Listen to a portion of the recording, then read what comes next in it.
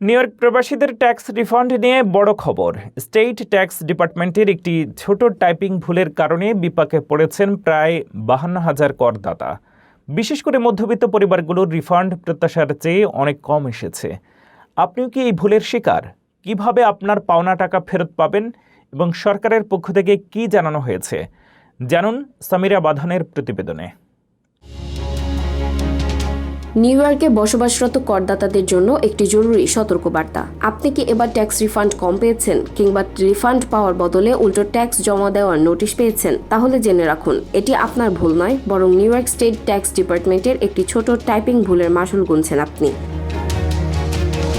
New York state department of taxation and finance সম্প্রতি স্বীকার করেছে যে তাদের ট্যাক্স ফর্মের একটি ক্যালকুলেশন টেবিলে টাইপিং ভুলের কারণে প্রায় 52,000 করদাতার ফাইল প্রভাবিত হয়েছে।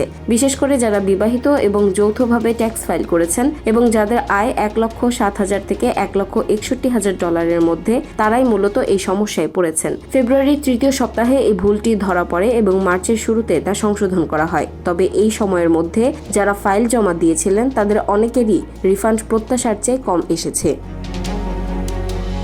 অনেক ক্ষেত্রে করদাতাদের কাছে ভুল করে অতিরিক্ত কর দাবি করে নোটিশও পাঠানো হয়েছে। অনেক ট্যাক্স প্রফেশনালরা জানিয়েছেন যে এই ভুলের কারণে তাদের মক্কেলদের কাছে তাদের বিশ্বাসযোগ্যতা সংকটে পড়েছে। তবে ভালো খবর হলো, ক্ষতিগ্রস্ত করদাতাদের নিজেদের থেকে কিছু করতে হবে না। ট্যাক্স ডিপার্টমেন্ট জানিয়েছে যে তারা স্বয়ংক্রিয়ভাবে এই ফাইলগুলো পুনরায় প্রসেস করবে এবং যাদের পাওনা বাকি আছে তাদের কাছে সংশোধিত নোটিশ সহ অতিরিক্ত রিফান্ডের টাকা পাঠিয়ে দেওয়া হবে।